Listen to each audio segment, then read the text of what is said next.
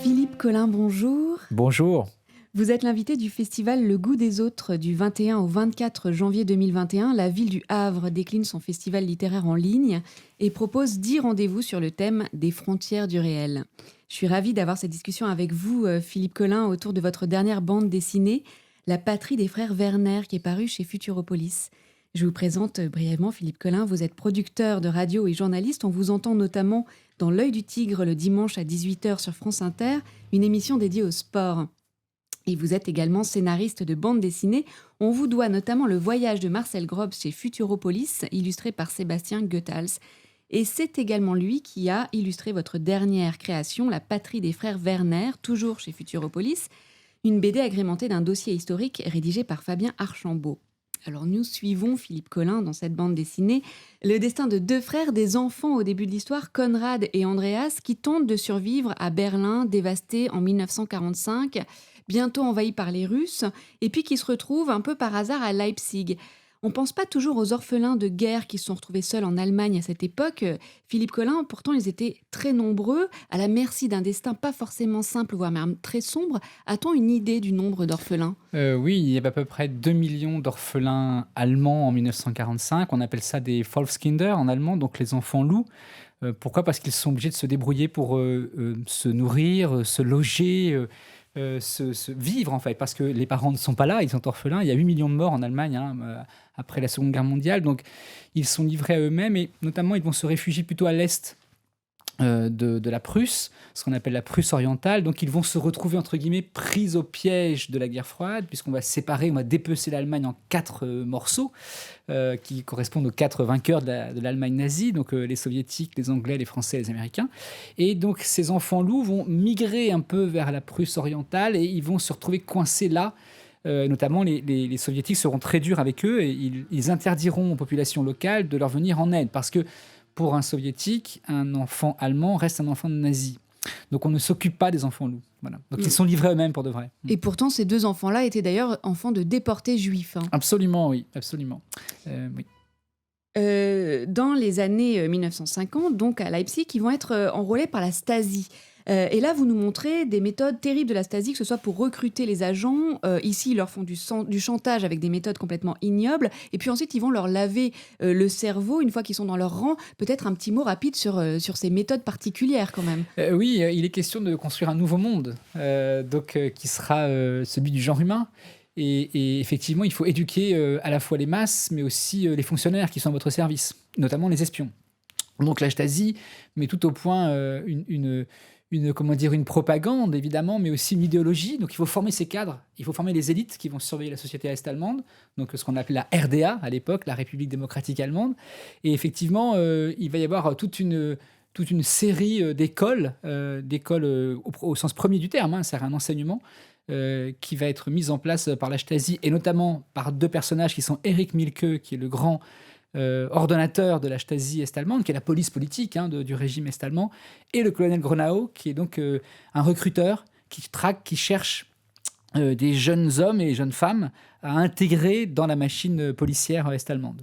Et ce qu'on voit très bien là dans votre bande dessinée, c'est que la fin justifie les moyens. Oui, c'est exactement ça, absolument. Dans les années 1960, Konrad part à l'ouest comme taupe infiltré et Andreas est lui destiné à rentrer dans l'équipe est-allemande d'athlétisme comme kiné. En fait, sa mission est de surveiller les sportifs et de s'assurer qu'ils ne quittent pas leur délégation lors de compétitions à l'étranger parce qu'ils pourraient être corrompus au contact des pays capitalistes. Ça, c'était une peur tenace à cette époque-là. Oui, et ce qu'il faut préciser immédiatement, c'est que la guerre froide en Occident n'a pas de front armé. C'est une guerre froide, elle est sourde.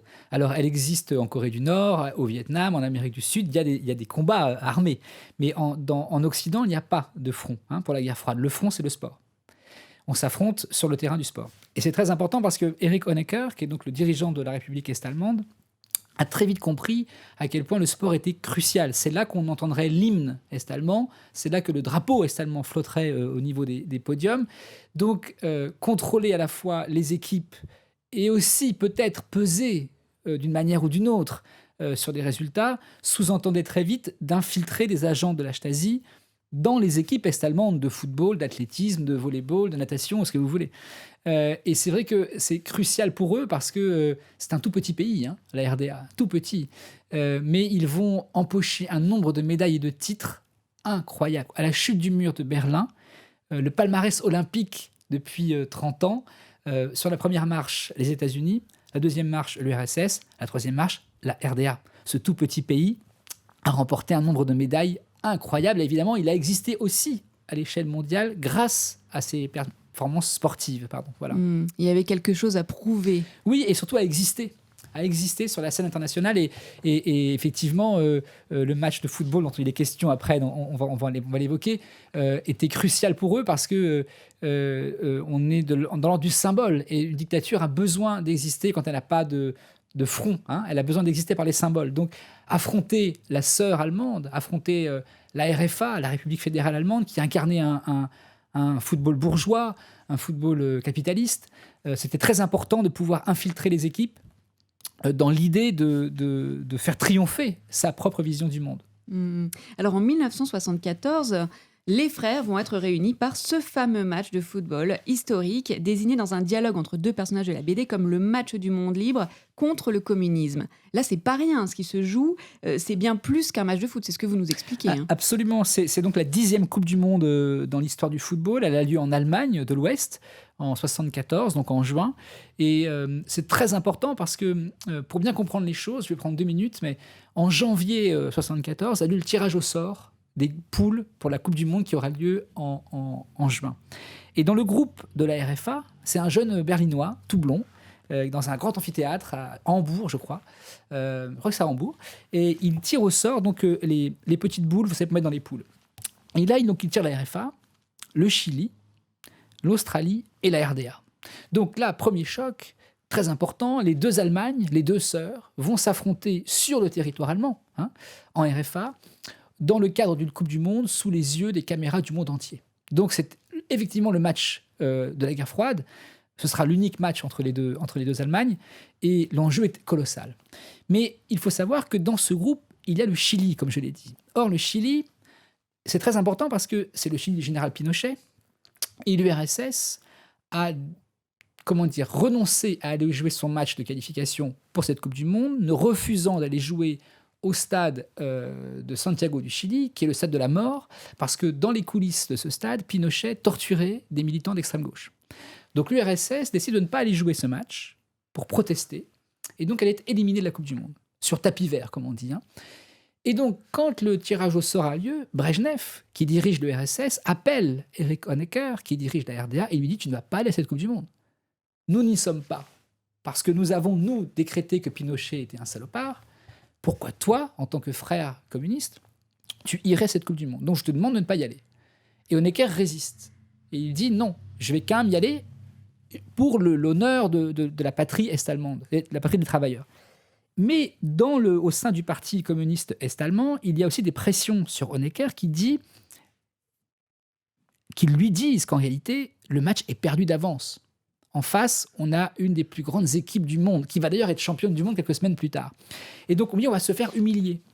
Et on va donc montrer à la face du monde que notre système socialiste, de footballeurs amateurs, ne tient pas la route face aux vedettes que sont Franz Beckenbauer, Paul Breitner, Sepp Maier, la grande équipe ouest-allemande. Donc, ils ont très peur. Mais Honecker tient bon. Et pour essayer de peser sur le match, il va mettre au point ce qu'on appelle l'opération Cuir, Action Leder en allemand, associé à Erich Mielke, qui est donc le grand patron de la Stasi, la police politique est-allemande, qui par ailleurs est un grand fan de football. Et donc ils vont mettre au point pendant 6 mois, de janvier, tirage au sort, à juin, le 22 juin, ce match de football, une opération d'espionnage, à la fois en faisant infiltrer des agents de la Stasi dans leur propre équipe est-allemande pour surveiller les consciences et surveiller les joueurs, surveiller les supporters aussi qui vont aller se déplacer en République fédérale ouest-allemande. Et ils vont essayer, ça on n'en a pas la preuve, mais on peut le supputer, ils vont essayer d'intégrer des espions donc de la Stasi dans l'équipe ouest-allemande. Et c'est vraiment important parce que il se trouve que quelques jours avant le match, donc qui a lieu fin juin, il y a une affaire qui surgit dans la presse ouest-allemande qui est très importante, c'est l'affaire des primes. Ça paraît anodin, mais c'est crucial. En fait, les joueurs ouest-allemands ont négocié en secret avec leur fédération une prime de 100 000 Deutschmark s'ils gagnent cette Coupe du Monde chez eux. C'est important à 2 titres, parce que d'une part, c'est une époque, les 70s, où les footballeurs, menés par des gens comme Johan Cruyff, le Hollandais, ou l'Allemand Paul Breitner, sont des syndicalistes du football. Ils ont décrété que le football commençait à générer de l'argent. Or, ce sont les travailleurs du football, les joueurs, donc ils réclament des primes, ils veulent de l'argent. C'est le début de la rémunération des footballeurs de manière assez colossale, on va dire. Et or, en Allemagne, on ne joue pas pour de l'argent quand on porte le maillot de l'équipe nationale. C'est, comment dire, très choquant pour la nation allemande parce qu'on est patriote, on n'est pas mercenaire. Or, 4 jours avant le match, toute la presse est informée de cette négociation secrète. Et évidemment, ça crée des tensions énormes dans l'équipe ouest-allemande. Et on ne sait toujours pas aujourd'hui qui est la taupe. Donc on peut très bien imaginer que cette taupe-là est un espion est-allemand infiltré dans l'équipe de la RFA, de l'équipe ouest-allemande. Et pourquoi on peut le penser, et je finirai là-dessus, c'est que quelques semaines avant le match, il y a ce qu'on appelle l'affaire Günther Guillaume. Günther Guillaume, c'était le directeur de cabinet, on va dire, du chancelier Willy Brandt, qui est le grand chancelier ouest-allemand des années 60-70. Et il se trouve que son Dirkab, comme on dit aujourd'hui, était un espion infiltré de la Stasi. Ça a créé un immense choc en Allemagne de l'Ouest.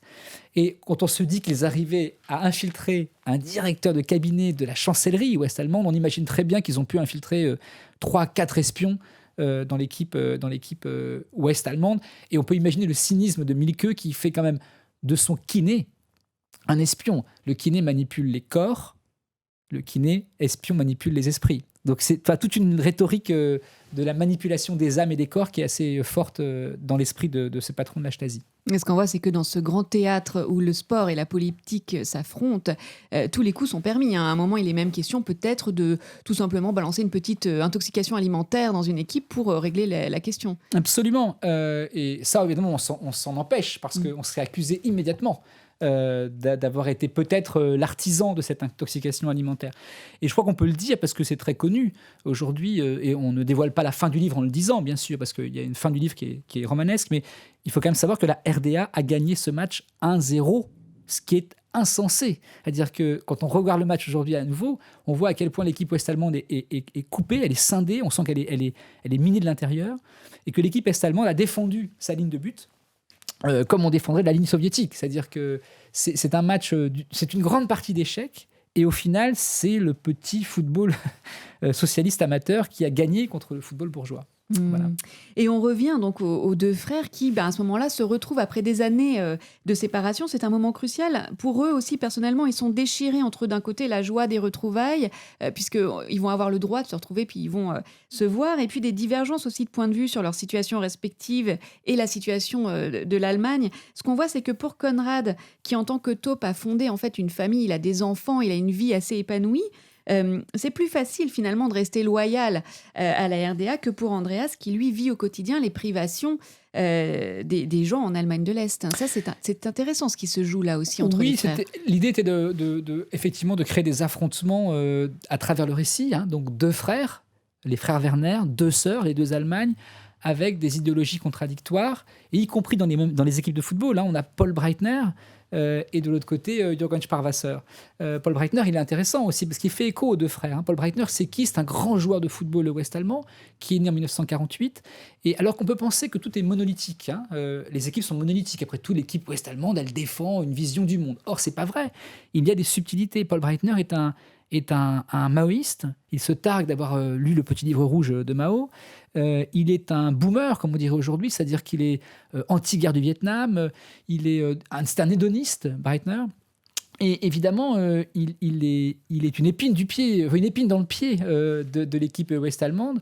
Mais il incarne aussi une jeunesse qu'on a un peu oubliée aujourd'hui, mais une jeunesse en Allemagne, je veux dire, qui est donc réfractaire à l'autorité, qui est antimilitariste.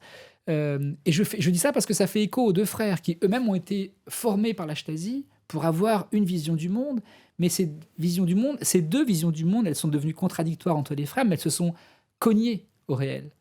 À la fois, alors Andreas s'est cogné au réel de sa vie quotidienne dans une dictature, la République est-allemande, et puis Konrad, il s'est cogné au réel de la vie capitaliste, qui n'est pas si désagréable. Alors il garde son fantasme d'une idéologie socialiste.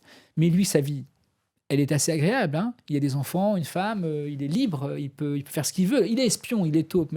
Et donc, c'était l'idée de dire que, en gros, avec Sébastien Goethals, on voulait essayer d'apporter de la nuance dans cette époque qui était déjà si radicale. Hein. Montrer que l'affrontement des blocs était bien plus complexe qu'on voudrait nous le dire aujourd'hui.